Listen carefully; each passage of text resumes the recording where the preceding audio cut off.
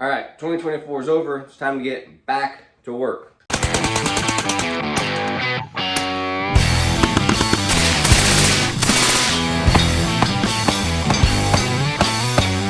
I was listening to some podcasts during the break, and this term kind of jumped into my head. I don't think anybody actually said it, but the term is cyber siege. So, cyber, obviously people doing shit with their computers. A siege, the purpose of a siege, isolating an area, preventing any supplies or reinforcements from getting in, and then as they use up their supplies, they just kind of give up. And then you don't have to go in and fight. In the modern day, instead of doing that, we've had situations like Fallujah and Ramadi where you gotta go fight literally room to room across the entire city. A siege, you just kind of set up a perimeter and hang out.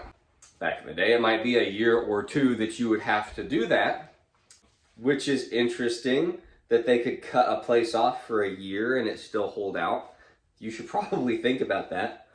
But it's not gonna go that way really ever again anymore, I think. So this idea of a cyber siege, specifically targeting your utilities, your phone lines, your communication, your electricity, your water, and then depending on where you're at, I guess, you're like natural gas, propane, that sort of thing. The most recent example of a siege that I can think of is the siege at Waco, where the feds surrounded the compound. Obviously, first they tried to go in, and they figured out that wasn't a good idea. So then they surrounded the compound, cut them off from resupply, they cut the phone lines, were messing with the power and like how do you get water into a place like that after it's cut off. Anyway, cut off all of the things and they just waited. You know, loud music, propaganda, all this stuff, and eventually, as I'm sure all of you know, eventually the feds just burned that place down. But there was that long siege where they were trying to get what they wanted without further loss of life on their own side. Less concerned about the people you're sieging. So again, they turn off the utilities and then they just wait. Modern day, don't think you will need to actually do the physical part of a siege unless you have a very specific purpose for that. I'm gonna start big and then I'm gonna get small. So a cyber siege on, I'm gonna say a global level, would be oil pipelines to Europe getting shut down. So that's not obviously the whole world, but a large area, several countries. If it's a source of heat for Europe, and Europe gets cold, people can freeze. And if you keep that up long enough, Europe might decide that they wanna change whatever it is they're doing to get their heat turned back on. And same thing with oil, gasoline, people want to drive around. Let's go national. And I'm going to bring it back to the United States now. National, let's say we get rolling blackouts across the country on maybe a schedule or worse, but we'll just say everybody is without power for 8 hours a day. And that's not even really that bad. At random, different areas, a third of the time, no electricity. The normal people, not you, but the normal people are going to get really sick of that really fast because they can't watch their fucking Netflix or whatever. Other people would just, run generators and fucking deal with it. At least it's driving down your electric costs. I mean, sure, you got to buy gas for the generator, but eventually we would, especially in the cities, and the cities would eat themselves very quickly. The cities, it would not go well. And if somebody, I'm just gonna use China as the example because they're fairly smart with the tech stuff. If China were fucking with our power grid like that, or just turn it all the way off, we're probably gonna do whatever it is that they want. And bombing them maybe works, maybe doesn't. But if you've got two countries in a hot war, one of them has electricity, and one of them, the enemy turned off their electricity, this side's losing. They're losing. It doesn't matter what guns you have. If you don't have electricity, you're losing. Let's go regional. Let's say there were a section of the United States that didn't want to be a part of it anymore. And maybe the Air Force, maybe the Space Force. Let's go with the CIA. That's a good one. The CIA can turn off a few key water treatment plants or water distribution systems, and then the water doesn't run anymore, or it's at least not clean anymore. Yeah, CIA is a good example. since it's where I live, don't come find me. Let's just say the Ozarks. Let's just say we didn't want to play anymore. We're done with your bullshit. Missouri, Arkansas, Oklahoma, that little bit in Kansas that nobody gives a shit about. That area decides, okay, this is freaking Ozarkistan. We're done. If they turn off the water, that would be a problem. Obviously, again, cities would fall very quickly. People out in the country would probably be okay. People on wells, people with some sort of filtration system, but it would still be a pain in the ass. Like if you had to go down to your local creek with a 5-gallon bucket, or 2, or 3, or 10, fill them up, bring them back home, and then run them through your own filtration system, something that I could do, but not everybody can do that. Certainly most of the people where I live would not be doing that. So that would be a really easy way to get somebody to do something you wanted.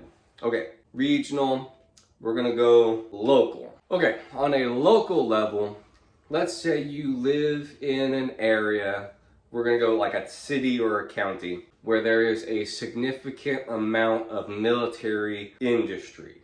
You'd be surprised how many areas around the country have pretty important military industry in them. Not always the places that you would expect. Some of them are way out in the middle of nowhere. If China just didn't want the Raptor, any more Raptors being made, maybe they're done making Raptors, or the new helicopter that the army is gonna do, whatever. They didn't want those to be made. If they can kill the power in that area, maybe make it ambiguous enough that it's not clear why. But if you've got a facility that makes the windshield or the paint or whatever the coating is on the Raptor, if that's made in this one spot, or a particular component comes from this one place, one of those linchpins, if you turn the power off in the county, they pull that linchpin, no more F-22s, no more Raptors. That would be really clever, actually, to just do that. Should probably keep an eye on that. Okay, but the important thing, and I'm sorry it's taken so long to get to this point, the important thing is on the individual level. This is the part that I am maybe the most concerned about, but it brings it back to you and what you can do for all of these other situations I've been talking about for far too long. Individually, what a cyber siege would look like for you is maybe you live in California, Washington, New York, New Jersey, move, what are you doing? You live in one of those places and you homeschool your kids. And the government decides that you're done homeschooling your kids. And they tell you that and you don't listen to them because it's none of their fucking business. So they just turn your water off. What are you gonna do? You can't really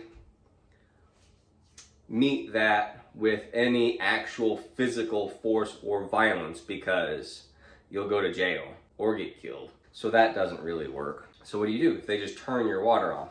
Maybe you live in a HOA that has some crazy rules like no goats. And you've got some goats because you want some food, because food is important and goats are a way to get some food, maybe spending a little bit less money. Times are tough. I understand. The HOA will not understand. And so maybe they have access to the breaker for the fucking neighborhood. And if you're violating the rules long enough, instead of just fining you and you not paying them, because why would you do that? They just turn your power off. What do you do then? Good question. And that is the important thing that I want to talk about. Is at the individual level, you could be subject to some sort of cyber siege in the future, whether it's targeted at you personally, or if it's a larger, maybe global situation that we have going on. So what can I do? I'll tell you what I'm doing is I do have the water filtration system right over there and some water stored up in a couple of different places. If the guys at the intersection hit the main again, like they did last week, or was that 2 weeks ago? If they hit the main again and I have no water, well, I at least have water to get me through a couple of days. And if I really needed to, like I said earlier, I can take a bucket, I can go down to the creek, bring it back, run it through the filter. Electricity is obviously tougher, so you can get a generator. I have a generator, but you need gas. I have some gas. But the gas is only gonna last so long. And this is where I think we all need to start looking a lot more at the off-grid stuff. not to disappear into the woods and hide from the government. That's not going to work very well, I don't think. As much as I want to do all of that. But the different like components and pieces that people use to be off-grid, or at least more self-reliant, I think we need to be looking more at that. So water, because it's the most important.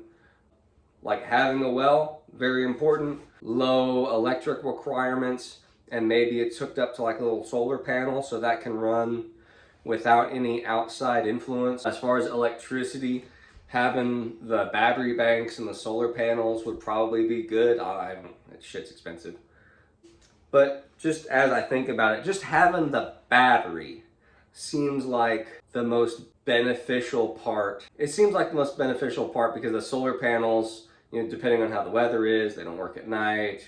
But the battery is the source. So the bigger battery you have, the longer you can run in the worst conditions. So I think that battery seems important to me in my, I don't know, mostly uninformed opinion maybe. But having a source for electricity seems like a really good thing to have. At least to keep your water running, if that's connected to the electricity. If you've got electric heat, keeping your refrigerator, your freezers functioning so that your food doesn't go bad. The electricity is super important.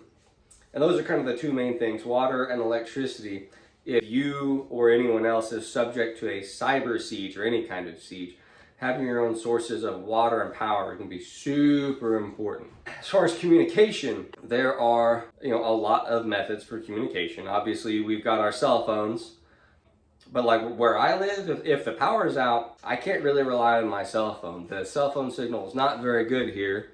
Maybe as part of that cyber siege, maybe there's one tower in your area that works and that just gets turned off, or however many towers. If the towers get turned off, your phone's not doing so hot anymore. If they turn off the towers and then whatever it is that's running your Wi-Fi, so maybe your phone doesn't communicate anymore. So having something like a ham radio where you can at least reach a little ways out, maybe just outside of the range of whatever the siege is, if it is local. Those mesh-tastic things look super interesting. I want to play with those sometime. Your CB radio, your man, whichever the one the radio is that you can bounce off the freaking atmosphere, you know what I mean. HF, high frequency, that sounds like a thing. But having ways to communicate out in case there's some sort of an issue, very important. So like for me, if the power is out here, if my phone isn't functioning correctly, depending on the scale of the outage, the people I care about might not know that the power is out here. That would be a problem depending on what the situation is. So having a way to communicate out from wherever it is you live, at least to the nearest person that cares about you, and if not further out to try and get outside the range of whatever event may be going on, very important. Okay, so to kind of summarize this whole thing that I've been talking about, again, for far too long, I'm sorry. A cyber siege where people that you cannot physically reach access your systems of life, water, electricity, communication, and turn them off or tamper with them in order to get you to comply with something that they want that you don't want. That is something that I think is coming, you know, eventually. Probably soon. We'll probably see it in various places pretty soon. Obvious ones. Not the not so obvious ones that have been going on for a while now. We'll start to see obvious ones going on probably very soon. Hopefully short term. So the solution to these big, you know, regional, national, state, county, local, individual problems is you taking care of you, okay? You can't help others until you can take care of you. So I think in the future, especially this year, maybe we have a bit of a break with Trump being in office. Maybe. Everybody keeps saying if he makes it into office. We're almost there. Maybe Trump is going to get us a little bit of a break. Maybe. I'm not even betting on it lasting the full 4 years that we even get a break. At best, I'm saying two. But we need to be prepared for when things start going downhill again, or if they continue to go downhill. Because this ship is not getting turned around. Like we're going down.